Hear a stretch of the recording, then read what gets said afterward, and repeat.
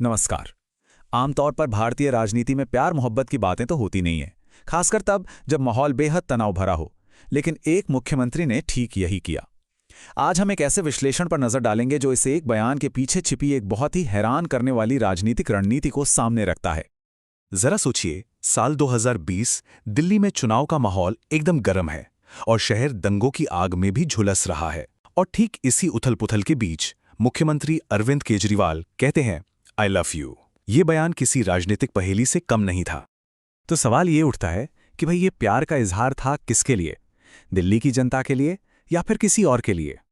जिस विश्लेषण को हम देख रहे हैं वो इसका एक ऐसा जवाब देता है जिसके बारे में शायद ही किसी ने सोचा होगा। इस विश्लेषण का जो मूल दावा है वो बिल्कुल सीधा और चौंकाने वाला है।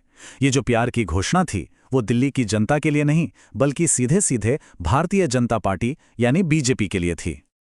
और यहीं पर इस विश्लेषण का सबसे जरूरी शब्द सामने आता है। लेखक इस घटना को जबरदन प्यार के आगे एक तरह का सरेंडर या समर्पण मानता है। ये वो आइडिया है जिस पर यह पूरा विश्लेषण टिका हुआ है। अब इस बात को समझाने के लिए लेखक राजनीति के मैदान से निकलकर सीधा बॉलीवुड की दुनिया में पहुंच जाता है और एक बहुत ही मशहूर फिल्म का सहारा लेता है। देखिए, लेखक फिल्म डर को एक पॉलिटिकल एनालॉजी की तरह इस्तेमाल करता है। इस नजरिए से देखें तो बीजेपी एक जुनूनी विलन के रोल में है। केजरीवाल जैसी प्रभावशाली हस्तियां वो हीरोइन हैं जिनका पीछा किया जा रहा है। और हीरो इस विश्लेषण के मुताबिक अभी भविष्य में कहीं छिपा है, सामने नहीं आया है। तो ठीक है, ये फिल्मी एनालॉजी तो समझ आ गई, लेकिन इस जबरदन प्यार का राजनीति में मतलब क्या है? चलिए इसे समझते हैं। लेखक के हिसाब से ये कोई नॉर्मल पॉलिटिकल गठबंधन नहीं है।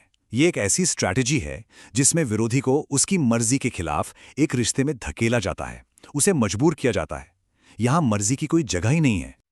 और इस जबरन प्यार को पाने के सोर्स के मुताबिक 3 स्टेप्स हैं। पहला कदम है वादों से लुभाना। अगर इससे बात न बने तो दूसरा कदम है खरीदना, और अगर तब भी कोई विरोध करे तो आखिरी कदम है डरा धमकाकर झुका लेना। और लेखक इसी पूरी थ्योरी को केजरीवाल के केस पर फिट करता है। उनका तर्क ये है कि केजरीवाल इसी झूठे प्यार का शिकार हुए और इस पूरे प्रोसेस में उन्होंने अपनी असली राजनीतिक पहचान ही खो दी। तो ठीक है, अगर इस कहानी में बीजेपी विलन है तो क्या कांग्रेस वो हीरो हो सकती है जो आकर बचाएगी? लेखक इस सवाल पर भी गौर करता है। यहां पर लेखक कांग्रेस की भूमिका पर सवाल उठाते हुए उनके सबसे मशहूर नारे की तरफ इशारा करता है, गरीबी हटाओ। वो याद दिलाता है कि इसी नारे के सहारे कांग्रेस ने देश पर करीब करीब 60 साल तक राज किया। और इसका नतीजा एक ऐसा आंकड़ा है जो सच में चौंका देता है। आज भी देश में लगभग 40 करोड़ लोग गरीबी रेखा से नीचे हैं, और यह संख्या उतनी ही है जितनी आज़ादी के वक्त भारत की पूरी आबादी थी।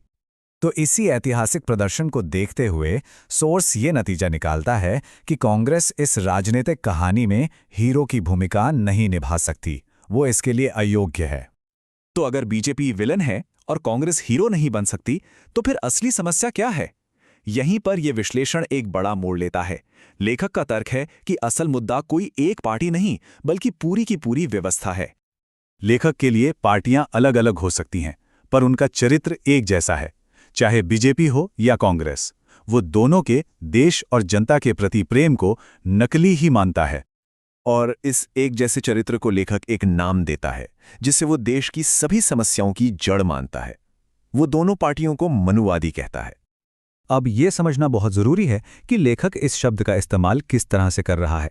उनके हिसाब से मनुवादी एक ऐसा सिस्टम है जो इतने सारे रिसोर्सेज वाले देश को गरीब बनाए रखता है और पावर और पैसा कुछ ही हाथों में रखकर बाकी लोगों को एक तरह से गुलाम बनाकर रखता है। तो इस सिस्टम का नतीजा क्या होता है? लेखक के मुताबिक इसके परिणाम बहुत ही खतरनाक हैं। ये सिस्टम लोकतंत्र के चारों पिलर्स पर हावी हो जाता है। ये गरीबी और भूखमरी को कभी खत्म ही नहीं होने देता। एक ऐसा विकास करता है जो बैलेंस नहीं है, नकली है, और आखिर में ये देश के धन का शोषण करके कुछ गिने चुने लोगों को और अमीर बनाता है।